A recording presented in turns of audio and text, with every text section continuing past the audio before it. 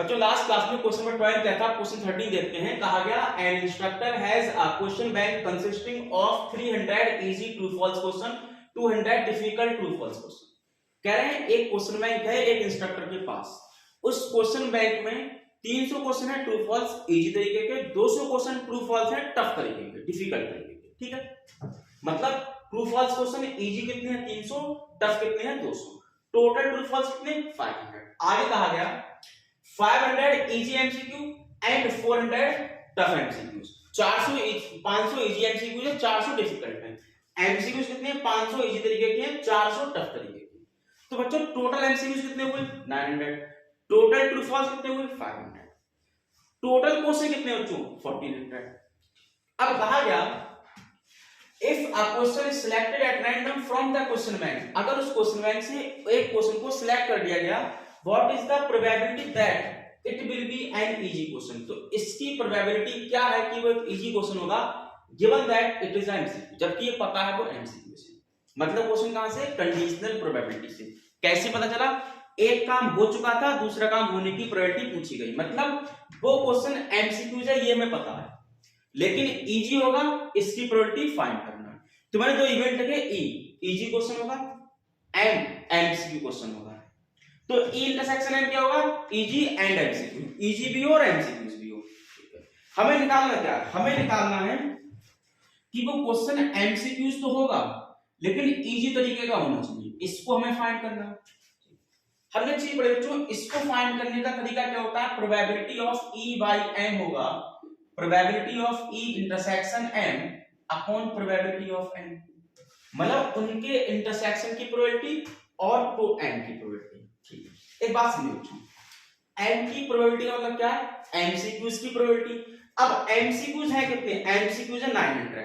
ठीक है, तो प्रोबेबिलिटी ऑफ एम कितनी बच्चों 900, कितने में से 1400 में से, आई बात समझ। ठीक, ई इंटरसेक्शन एम की probability of E intersection M, समझना बच्चों, मतलब इजी भी हो और एमसीक्यूज भी हो। इजी की लाइन ये है, एमसीक्यूज की लाइन ये है, मतलब ये 500 है। समझ पाए, इजी भी हो और एमसीक्यूज भी हो, इजी की लाइन ये जा रही है, एमसीक्यूज की लाइन ये आ रही है, इनके 500 ऐसे क्वेश्चन है इजी भी और एमसीक्यूज भी, यानी कि इसका आंसर है 500 अपॉन 1400। समझ लो मेरा आपको, बस यहां पे देखो इसका आंसर 500 अपॉन 1400, इसका आंसर कितना है 900 अपॉन 1400। देखो 1400 चला गया, क्या बचा 500 अपॉन 900, दो जीरो चले गए, यानी कि 5/9 probability of E by M आया। बात समझ पाए, थोड़ा सा इंपॉर्टेंट क्या बच्चों, एक टेबल बनाना ये वाली, बस और कुछ टफ नहीं। ठीक है, क्वेश्चन 14 करते हैं बच्चों। देखो क्या कहा गया, given that two numbers appearing on throwing two dice are different, मतलब आपने दो डाइस फेंके और उन दोनों डाइस पर अलग अलग नंबर आया, ये आपको पता है, ये गिवन है। आई कह रहा है find the probability of the event the sum of numbers on the dice is 4। तो कह रहे हैं इस इवेंट की क्या प्रोबेबिलिटी है कि इन दोनों डाइस पर सम आया था वो 4 था। तो सबसे पहले सैंपल स्पेस, दो बार डाइस फेंका गया 36 आउटकम। ठीक है, हमने दो इवेंट बनाए, एक इवेंट जो होने वाला है, एक एफ इवेंट जो हो चुका। क्या होने वाला है, sum of numbers on the dice is 4, मतलब दो पर सम 4 आना चाहिए। क्या हो चुका, numbers on both dice are different, क्या था गिवन था कि नंबर डिफरेंट। ठीक, probability of E by F निकालना है, एक काम हो चुका दूसरा काम होना है, मतलब कंडीशनल प्रोबेबिलिटी। कंडीशनल प्रोबेबिलिटी को लिखने का तरीका क्या, जो इवेंट हो चुका नीचे, जो होने वाला है ऊपर, तो ई बाय एफ। इसका फॉर्मूला होता है E intersection F upon probability of F. मतलब पता चला आपको ई इंटरसेक्शन एफ चाहिए और एफ चाहिए। चलो, तो सबसे पहले एफ इवेंट निकालो। क्या कहा, number on both dice are different, दोनों डाइस पर अलग अलग नंबर हो, ये अलग अलग है, ये अलग अलग है, ये अलग अलग है, ये अलग अलग है, ये वाले भी है, ये वाले भी। कौन सा नहीं है, ये नहीं है, तो ये भी नहीं है, ये भी नहीं है, ये भी नहीं है, ये भी नहीं है, और ये मतलब डबलेट आया, 1 1 आया, 2 2 3 3 4 4 5 5 6 6, इनको छोड़कर एफ के सारे नंबर, यानी कि एफ के आउटकम आ 30। कितने आए 30। ठीक है, तो प्रोबेबिलिटी ऑफ एफ कितना होगा 30/36।